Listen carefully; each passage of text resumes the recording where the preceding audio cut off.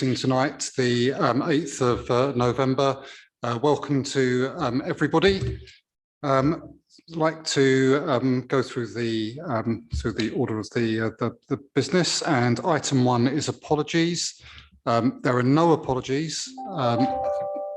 However, there are 4 members joining online. Councillors Fraser, Skeet, Pritchard and Akugina are all joining us online, and everybody else is in the council chamber. Item 2, are there any declarations of interest? That's no. And item 3, can we agree the minutes that were held of the meeting that was held on the 11th of October? There's no dissent, so that's agreed. So we move straight on to item 4, which is references from scrutiny panels. Here to speak have Councillor Mundy. Councillor Mundy, you have 3 minutes. Thank you, Leader. The Sustainable Communities Scrutiny Panel is challenging the housing provider Cllr on its repair record. And as part of this work, we were asked by officers to review a tentative agreement between Cllr and the council that would unlock regeneration of the Eastfields estate. Our collective efforts have started to see progress, including the strengthening of the relationship between officers, the cabinet member and Cllr to reach an agreement unblocking and enabling regeneration. Cllr have repeatedly and consistently engaged in a positive manner with the scrutiny panel. Cllr have been transparent about the challenges they face in relation to the pandemic, government policy impacting the housing sector, Brexit and other endemic factors. Cllr have also listened to direct criticism from residents and Merton councillors and adapted operations and approach accordingly. The scrutiny panel, with this executive support, has already facilitated the following: increased engagement between Cllr and tenants, information provided to demystify the repairs process, individual pieces of casework addressed, and an agreement on the goals of our new tenants champion and sharing of them to increase support for that role. There is, of course, much more to do, and especially in relation to confidence in the quality of work by Cllr's main contractor. Speaking to the outcomes of each of the recommendations we've made in this paper. So paragraph 2.9 supports the current policy to reserve clawback with a requirement to publish the status of the profitability as part of performance management for the panel. This would increase transparency and confidence. Paragraph 2.10 requires Cllr and housing officers to work together to address the most serious hazards to human health. So a 2015 report by Merton Council found almost 9,000 category 1 hazards, the most serious risk to life in the borough. Identifying and supporting corrective action is a basic resident right that I would not imagine anyone in this executive would take issue with.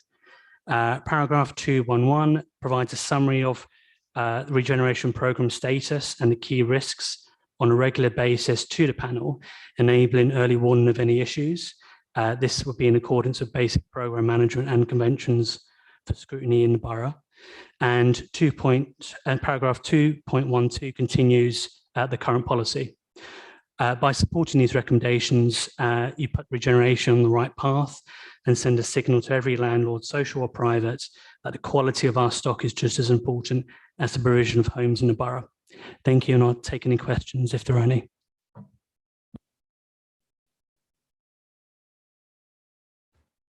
Thank you, Councillor. We don't really take questions as part of Cabinet, but I will bring in Councillor Whelton to lead on the response to your reports. Thank you. Firstly, can I take the opportunity of thanking Councillor Mundy and the Sustainable Communities Panel for all the work they undertook in terms of scrutinising the regeneration proposal. As we're aware, this is an incredibly complex regeneration. It's about delivering a scheme which will be over 10 years but also as well delivering 2,000 new homes within Merton. As a council, we have agreed to the £72 million investment in terms of rebuilding and regenerating the estates. But this has also been linked in terms of whether the project break even or not. And if it does break even, there will obviously money become payable again to the council. In relation to the repairs, it's something we take incredibly seriously. We have been categoric, myself as cabinet member, that if Clarion do not deal adequately or sort out the repairs, then residents will not have faith in their ability to deliver regeneration. We have seen some progress in the borough, but I am very conscious that there does need to be further progress going forward for residents to have the full confidence in terms of that.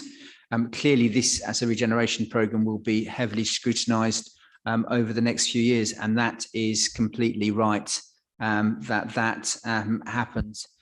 It's an ambitious programme, but I am fundamental in my view that it will transform the lives of people living on those estates, but also as well deal with the many overcrowding issues which exist on the 3 estates, especially people living in inadequate accommodation, and addressing those overcrowding issues along with providing additional social rented homes. And the council as well will retain the 100% nominations deed. In terms of the tenants champion, I'm happy that Councillor Draper has agreed to undertake that role, and will be reporting back to the scrutiny panel in February of next year. This is something that I welcome, and I look forward to working alongside Councillor Draper going forward. Thank you, Chair. Thank you. And sorry, I need to go back to something from earlier. I should have said that Councillor Irons is also joining us online. I just couldn't see her on my screen behind me. So apologies for that. Thank you for that, Councillor Whelton. The lead officer on this panel, this report is Chris Lee, the Director of Environment and Regeneration. I don't know if Chris is on the call and wants to add anything. I'm here today for Chris. Oh, sorry. It's, James McGinley is speaking on this. If there's anything you wanted to say, James. I think the only thing to add is that we're working through the reporting matrix in terms of the information to report. It is a complex series of indicators we're looking at. And I think one of the discussion points is around the frequency of that reporting cycle, just in terms of the amount of information and the preparation for it. But that's something that I'm happy to discuss with the cabinet member and feedback in due course, once we've got a clearer picture of that from both ourselves and Clarion.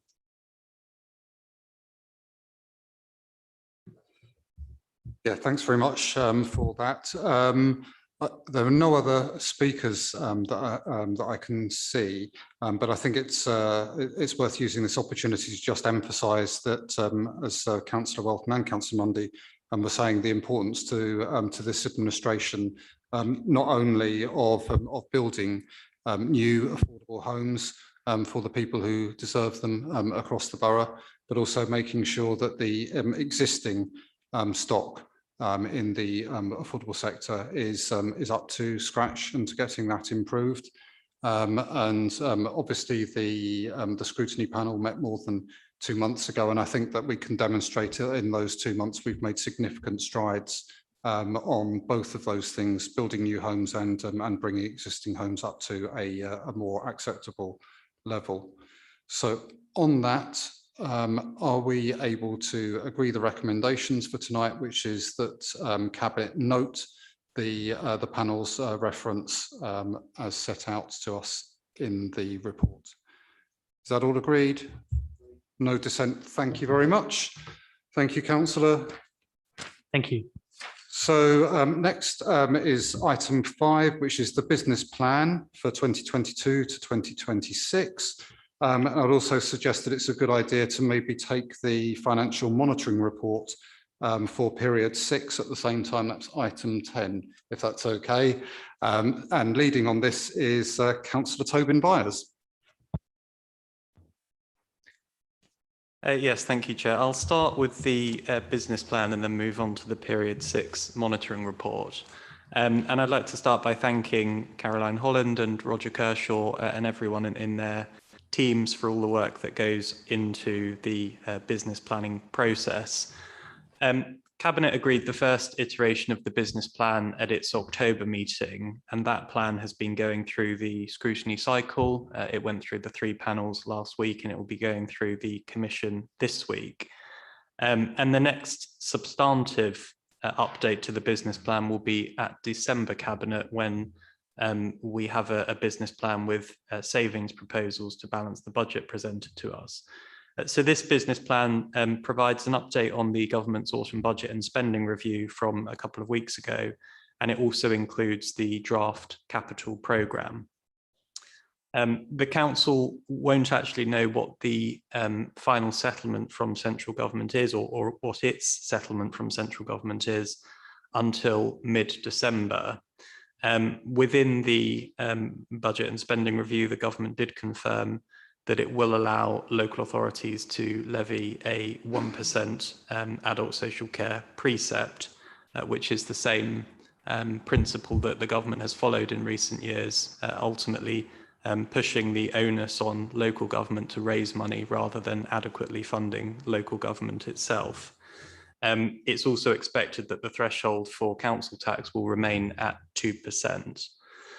As the report sets out, it remains unclear whether we will get a 3-year settlement or only a 1-year settlement. And ultimately that makes it far more difficult for us to forward plan and to present savings to balance the budget in future years, because ultimately we won't know what settlement we will have in those years. But we won't have that detail until mid-December when the government announces the local government settlement.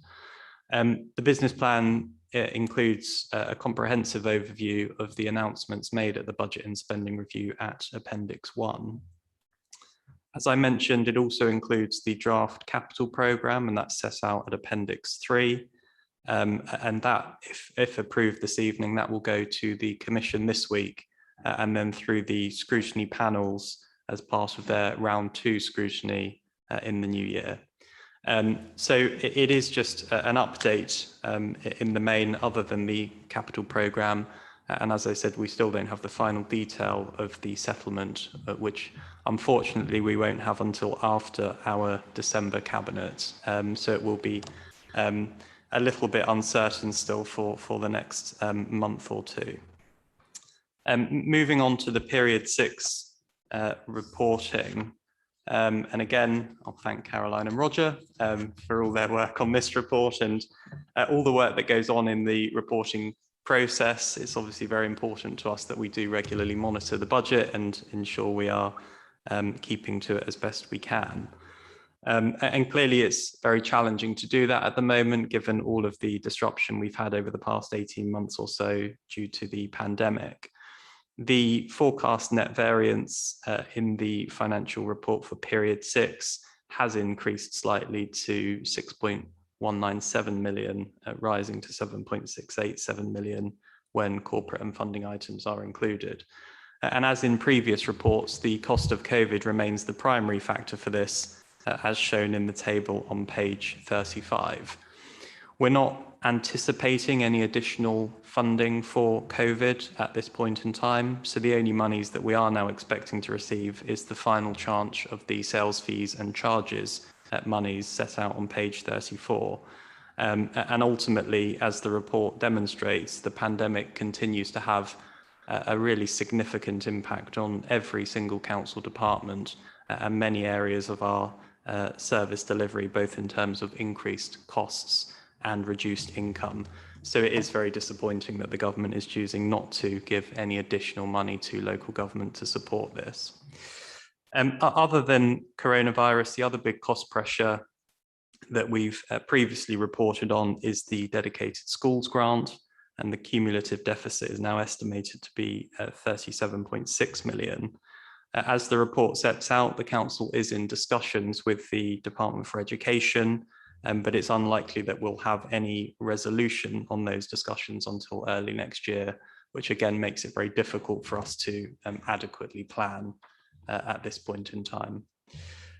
Two slightly more positive aspects of the report. The report does recommend drawing down some monies that were set aside for both Your Merton and for climate change. So recommendation B recommends a drawdown of £250,000 from the Your Merton reserve, and recommendation E recommends the drawdown of £802,000 from the climate change reserve to help implement the climate action plan that Cabinet previously agreed.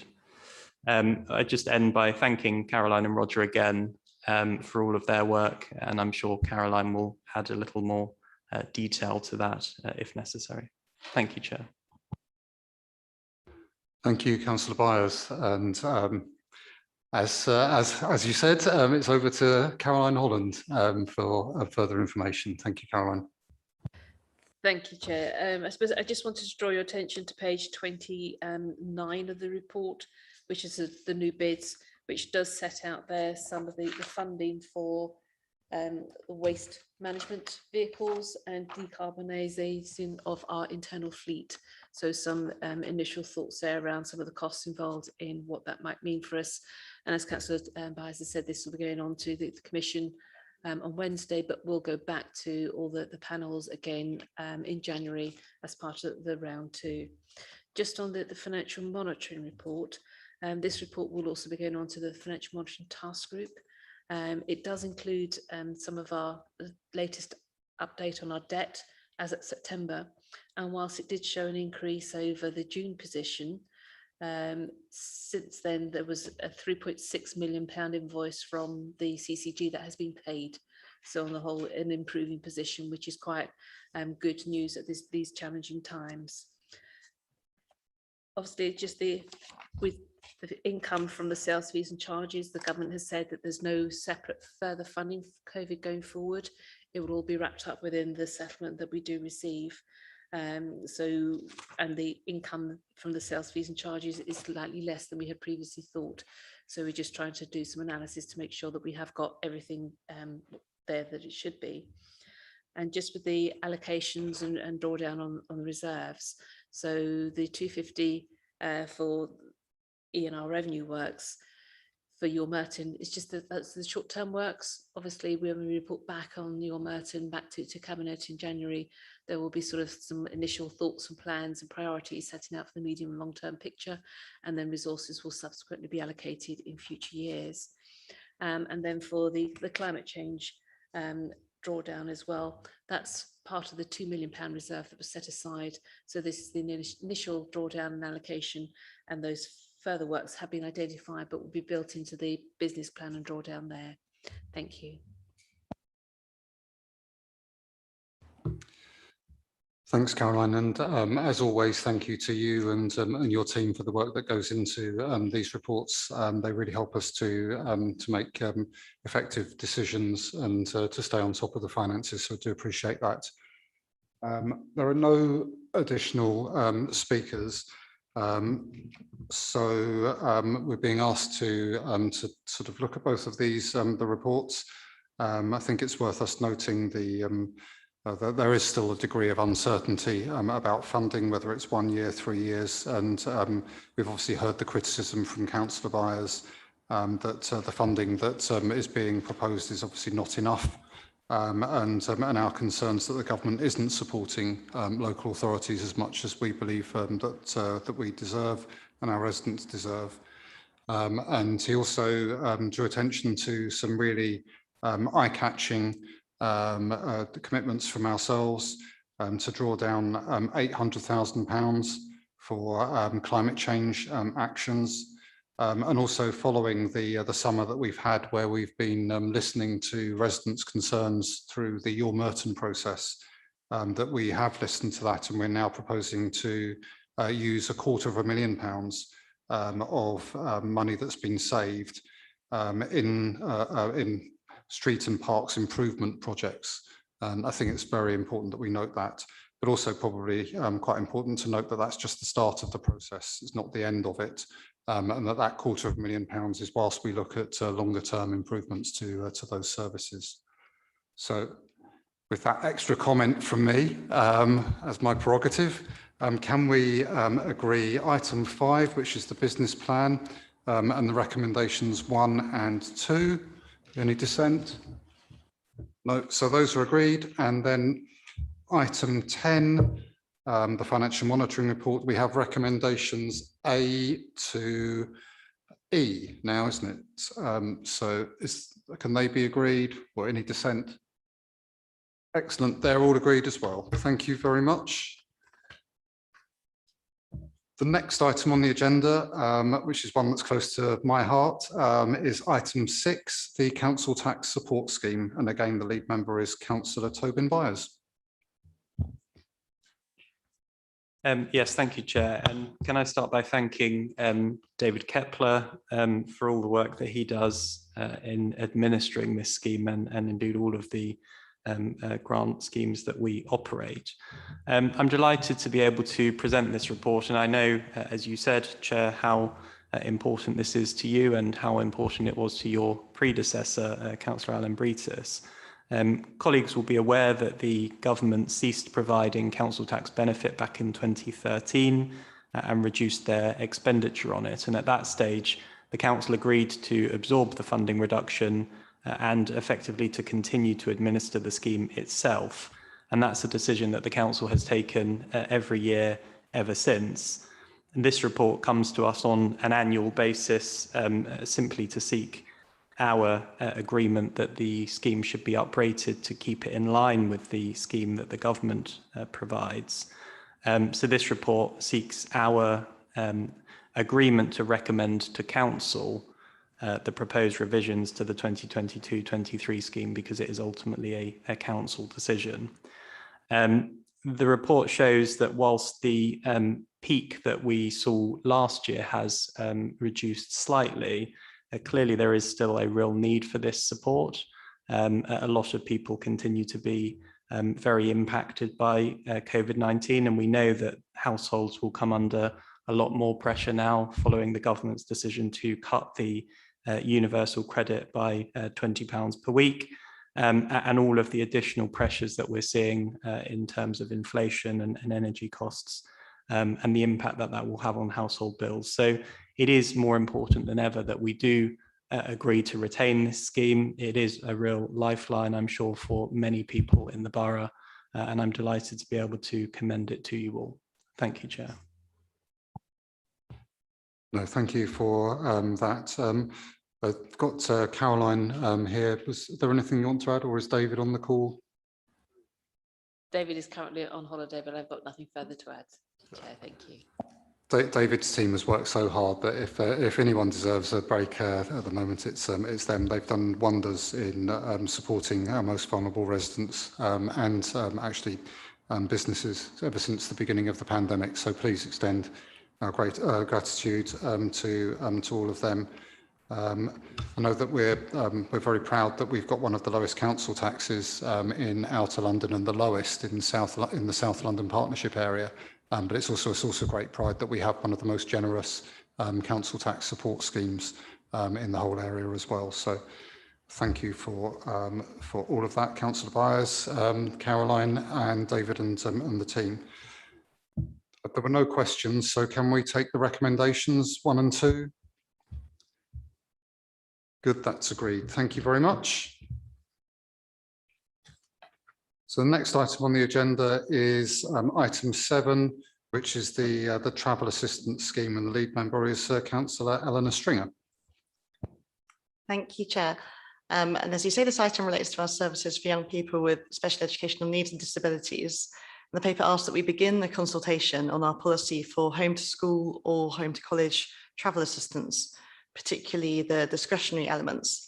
So I'd like to thank Tom Proctor and his colleagues for their work on this. The aim of the consultation would be to have a constructive conversation with families about whether our current policy, particularly how it covers children in the early years and learners over the age of 16, is appropriate and cost efficient. As the paper outlines, we currently offer more assistance than other councils. We want to see if there are some changes that could be made which would both benefit the young people and be more efficient. For example, could we be doing more to support older learners to be able to travel independently, as many of them will be expected to do when they leave school or college? Or instead of the council organising transport centrally, can we give parents the responsibility and budget to organise this? We're not entering the consultation with a proposed policy, but instead want to discuss a range of options, and any changes that we propose as a result would be phased in so that no student will be forced to change their current transport arrangements. The desire for a consultation with families grows out of a commitment that we made early in March last year to review our policies. This was held up then by COVID. Our spending and our policies that relate to students with special educational needs are under intense scrutiny as we participate in discussions with the Department for Education about the pressures that our budgets are under.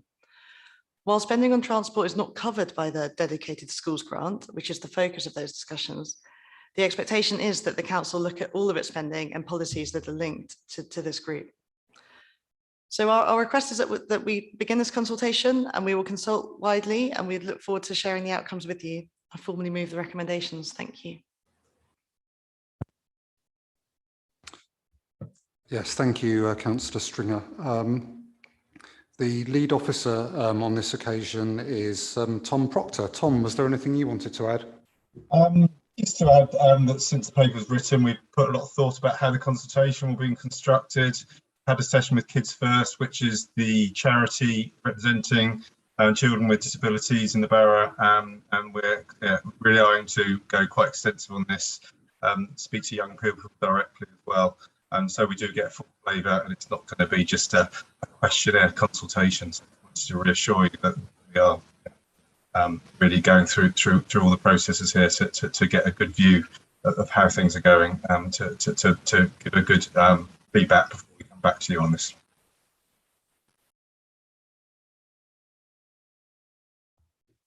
Yes, thank you for that. It's very important to us that we conduct this all in a very sensitive manner.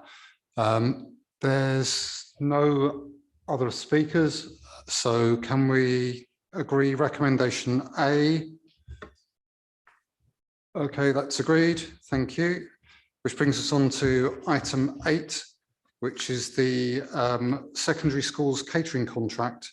And again, the lead member is Councillor Eleanor Stringer. Thank you, Chair, and I'd like to thank Tom again and Murray Davis for their work on this paper. So those with good memories may remember that back in March, we at Cabinet approved a contract for our main schools catering services.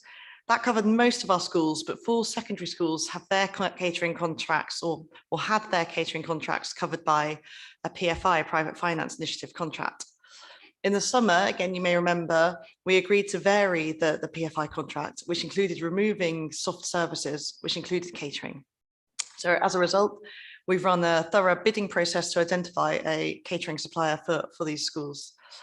I won't refer to the confidential appendix that Cabinet members will have, the green papers, but the recommendation to Cabinet is that we approve an award to bidder A.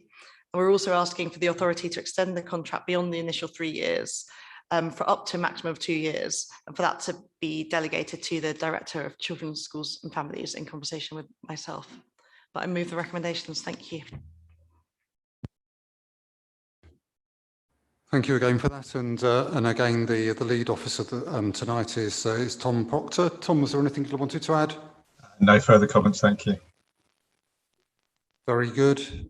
So there are no further speakers in the room. Can we agree recommendations A and B? That's agreed. Thank you very much. Which leads us to the final item tonight, which is the Neighbourhood Fund bid approvals 2021, and the lead member is Councillor Whelton.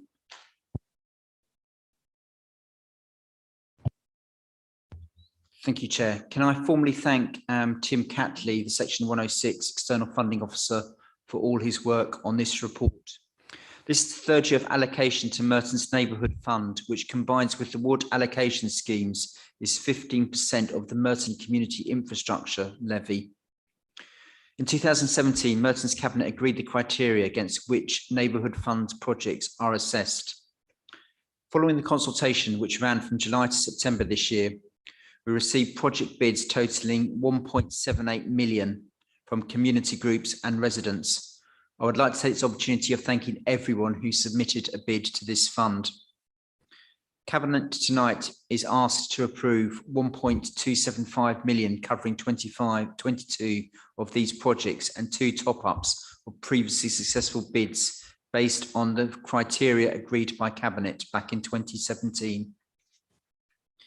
As at the end of September, Merton has received £5.6 million from Neighbourhood Cllr. To date, 4 million of this funding has been approved and spent. The approved criteria for the Neighbourhood Fund include being in line with government rules and Merton's community plans, but also as well our priorities, including bridging the gap, demonstrating how it meets community priorities. They also must not have unacceptable revenue or capital implications on the council. In 2019, we also allocated a portion of Neighbourhood Cllr receipts to a separate thing called the Ward Allocation Fund. This is separate to the Neighbourhood Fund scheme. Earlier this year, a review was carried out of Neighbourhood Cllr, following the conclusions of 4 years. As a result of this review, it is made clear that the form should be more accessible to residents and others who may not be used to bidding for funding. To make it clear that anyone can bid and should do so if they have any idea for funding, even if they don't have all the information requested in the bid form. Therefore, the bidding for this year was amended on the council's website and the form in response to the findings and councillor feedback. All bids that have been put forward for funding meet the neighbourhood priorities identified for the neighbourhoods they would benefit. The schemes would enhance social capital by bringing communities together from across Merton and support the improvement of community facilities, town centres, streetscapes and open spaces as more people are engaged in making our neighbourhoods better for residents, workers and visitors. Supporting the recovery from COVID-19 and combating climate change has also been a key priority.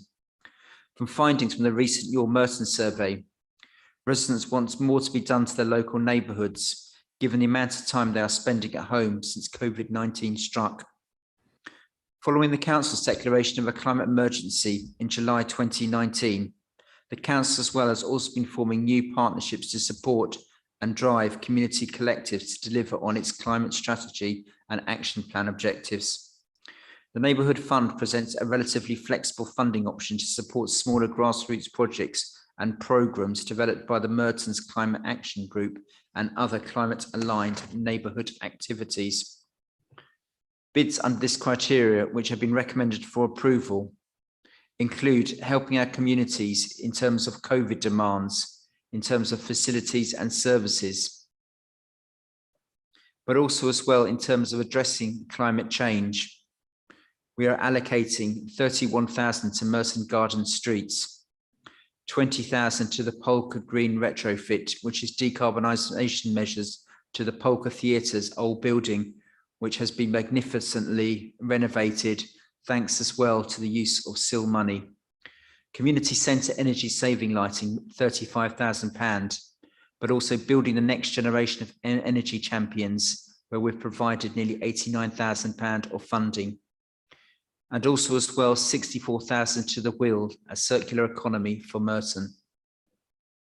Our ability to undertake these projects has happened from the decision of the Labour administration in 2014 to introduce Cllr, which has allowed us to fund many worthwhile projects which will enhance our communities and improve the borough, where otherwise there would not have been funding for.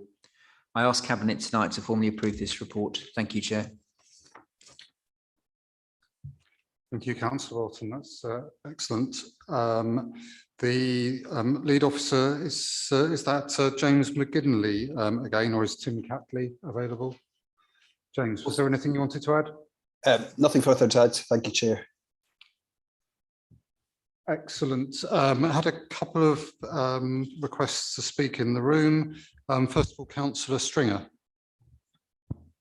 Thank you, Chair, and thank you, Councillor Whelton. I just wanted to say how delighted I am that we're investing in so many projects that benefit the children and young people in Merton and right across Merton as well, from Polka Theatre in the west to the Immersive Learning Centre in the east, and groups like Uptown, and even projects that might, on the face of it, might not seem focused on young people, like the Pollard's Hill bus stop. Actually, that's been really designed and led by young people and what they want to see in their community. So it's brilliant that we've been able to put so much of this funding towards investing in the future. Thank you. Yeah, that's a really remarkable emphasis. Thank you very much. And also Councillor Irons wanted to speak.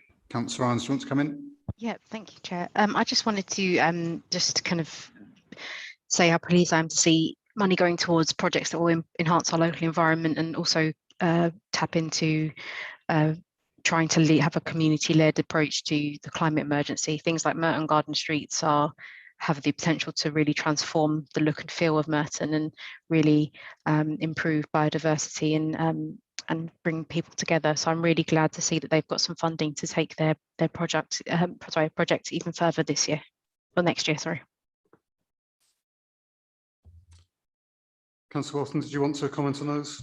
I just wanted to make a brief comment. I think Councillor Irons is right in terms of the support we're giving in terms of the climate change, a special reference to Merton Garden Streets and the huge amount of work that has gone on in the borough over the last year. And I do pay a special tribute to Kelly Gunnell, who has been the climate lead on that. I think it has exceeded all expectations, and hopefully this funding next year will see even greater initiatives coming forward, but putting power in terms of the community and improving their local areas.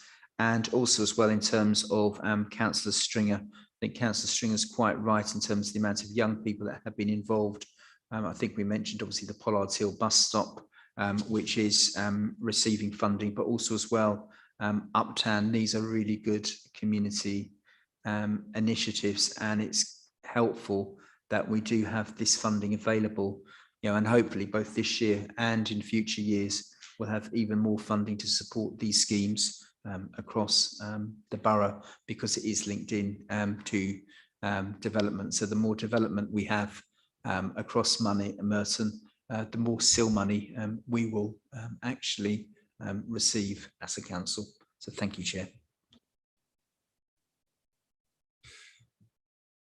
Thank you. Yes, and I'm sure that's those are sentiments that we'd like to echo. I think it's really remarkable. Here we are able to allocate more than £1.25 million of funding for community schemes that are going to benefit the residents of our community. And it's really interesting as well the way that so many of these schemes and proposals are fitting in with the kind of priorities that we've heard from our residents. They share with us during the summer through the Your Merton programme. We've listened. We understand concerns about the local environment and about helping children, and so we're starting to take action on those.